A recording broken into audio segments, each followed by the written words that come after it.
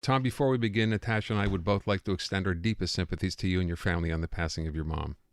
Very much. I'm very touched by that. Thank you to both of you. And I know I heard from both of you right away when Mom passed on Friday. So thanks a lot. Yeah, we know it can't be an easy time. Sorry for your loss.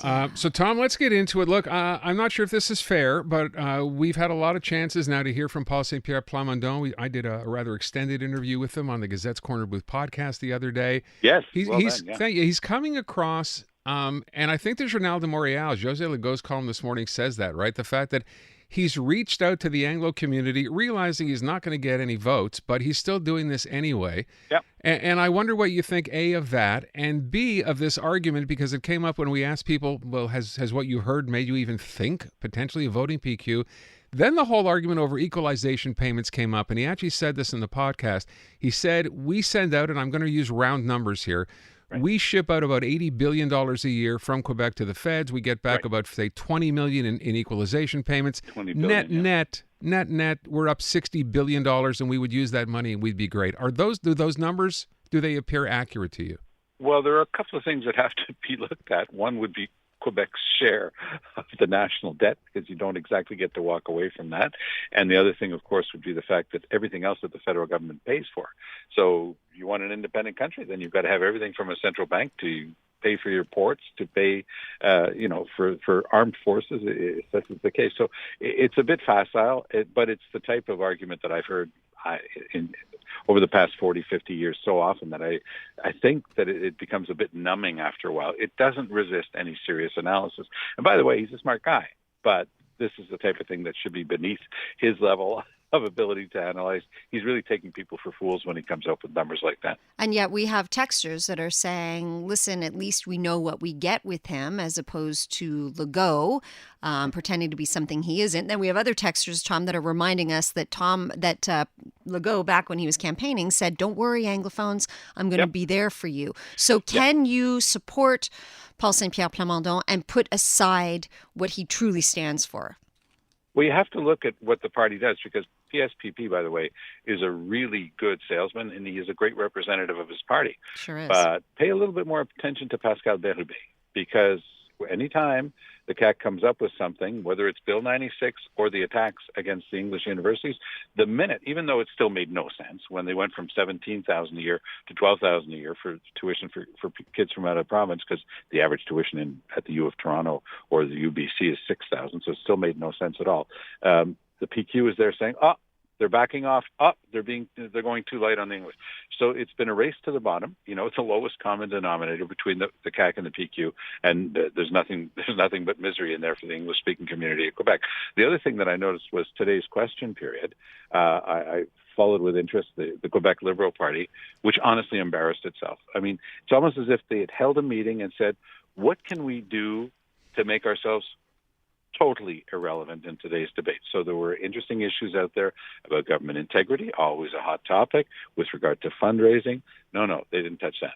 There was a real ripe fruit to be picked with regard to privatization of Hydro-Quebec.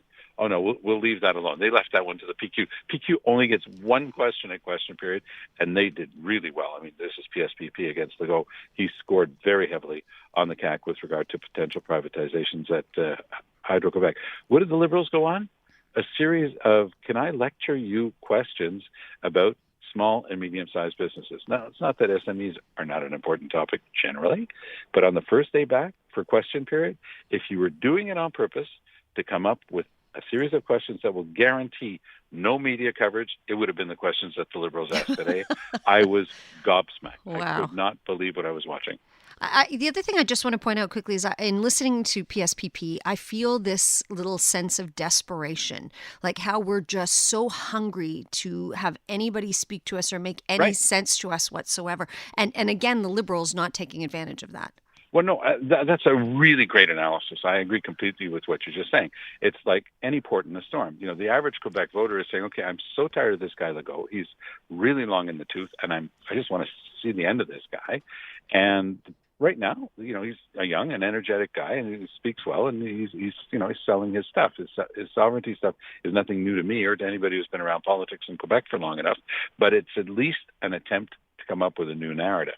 What's going to be interesting is whether or not the Liberals can get past what we went through today. I mean, Frédéric Beauchemin, I'm sure, is a very smart guy, but he was the one asking most of these questions. And Fitzgibbon, interestingly enough, was actually answering them, which is kind of rare for a politician, but it still got the Liberals nowhere. What's going to save them is a real leader. I mean, is it possible for them to go and get, Philippe is he going to be able to get Champagne, François-Philippe Champagne, the federal minister? There's more and more chatter amongst different groups that I'm in contact with, where his name is coming up, not just as a pipe dream, but as a real potential possibility. And some of the people I'm talking to are very serious and not the type to just, blow hot air. The other person, of course, that a lot of people are talking about, but he does need a little bit more seasoning, is Jean Charest's son, Antoine. I mean, he's just fantastic. He's a great communicator. He loves, taking on the fight with guys like, Buck Côté. When you can go after Mathieu Buck Côté and score pretty well, you're all set for politics. But he doesn't have much experience, and he's got to finish his PhD. He can't leave that in the lurch. But watch out for him. If there's a by-election that opens up anywhere, I would say that the Quebec Liberals would do very well to allow Antoine Charest to run in it. Tom, noticeable by his absent in your list is Denis Coderre.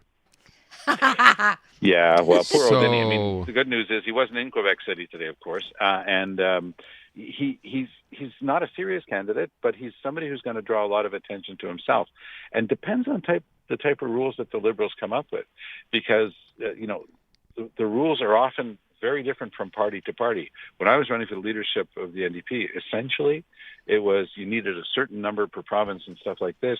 But overall, it was basically just a horse race, who had the most members. The Conservatives have a very tried and true method. They take the 338 ridings in Canada, assign them each 100 points as long as they have at least 100 members, and then it's simply a percentage of the memberships in each riding. It's a way of ensuring that somebody with strong regional coverage, or let's say a cultural community with very strong presence in a couple of big cities, they can't tilt the whole thing in favor of one candidate. So you have to take all that into account. I think that Coderre is going to be able to sell a heck of a lot of memberships. I watched him on Tout le Monde en Parle on Sunday.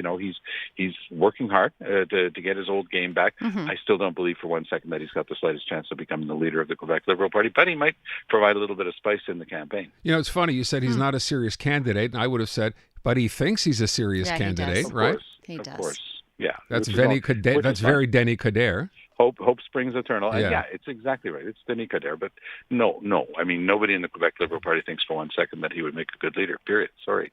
Don't want to hurt his feelings, but that's really what I see. Okay. All right. Let's move on to what you wrote about in ctvnews.ca today. Yes. So if you're saying the provincial Liberals have lost the plot when it comes to communication, I mean, good God, did the federal Liberals ever have one? It was so amazing. Well, they both, they'd hired this new guy, and boy, he was going to come in, and Max Valiquette was his name. He was like, and everybody that I know, and I know a lot of people who know him, say this guy is really, really good. But it's almost as if he had not been paying attention to politics. I mean, for Trudeau to stick his head out there so that Leslyn Lewis could chop it off was just unbelievable. This is all about, and I mean, how is it possible that Trudeau didn't understand that by talking about Leslyn Lewis, trying to lecture her. She's the woman who ran for the leadership of the Conservatives, right, who had a meeting with somebody who's totally unsavory, a German politician, and Trudeau decided to go after her. But anytime he's ever talked about her, she reminds people of all of his. She's a black woman. She reminds everybody of his blackface. Not just the one video, the several of them. One of which, in her telling of it, and if you look at it, it seems that she's quite right, says that Trudeau put a banana in his pants. So he's in the middle of the question period. He thinks he's going to take a cheap shot at Leslyn Lewis because it was a set two between Trudeau and Poilievre. She was not part of it. And that's really cheap in politics when you're talking about a person who doesn't have the floor and can't respond. Well, that was to underestimate Leslyn Lewis because she just blasted out at him twice, not once. You put a banana in your pants, you put a banana in your pants, and people are not going to forget it. So it was an embarrassing moment for Trudeau. You would have thought that with this master class that they have around them of people who are supposed to be giving them great communications advice, one of the things at the top of their mind would have been, let's never, under any circumstance, ever provide an opening so that people can talk about the blackface videos and pictures again. And what did we see? They were all over the papers, and they were in national news stories again today. You know, Tom, it's weird. It's funny in a sense. I remember when he appointed those new communications people, you mentioned this first. I know Supriya Dwivedi is the other person. And lately, all I've seen is Supriya Dwivedi getting into fights on Twitter with people. Where I'm like, what are you doing? And why are you engaging? So juvenile. I mean, it's cringeworthy, vulgar, juvenile nonsense coming out of the Prime Minister's office because he's not good at social media, right? Let's just call a spade a spade. Yeah, agreed. This is Poilievre's strongest suit. He crushes at this stuff. Trudeau doesn't like it, has never been good at it, so he figured, I'll hire a young person to do it for me. And you can't subcontract your social media like this. You either are with it or you're not, and if you're not, then use other stuff. But the other stuff that they're using is falling completely flat. Look, have 5 ministers in a news conference take up all that air, bring all the journalists into that press room, and have nothing to say? Like, except for Champagne, who did have something good on groceries, but it was completely swamped by all the clutter of the other stuff that they were talking about. There was no central message. There was no planning. This is the ABC of political communication. Have a message, stick to it, stay in your lane. And the only message we came away with was a banana in his pants. And who hasn't done that, frankly? Tom, thank you. Take good care. Talk to you again. You bet.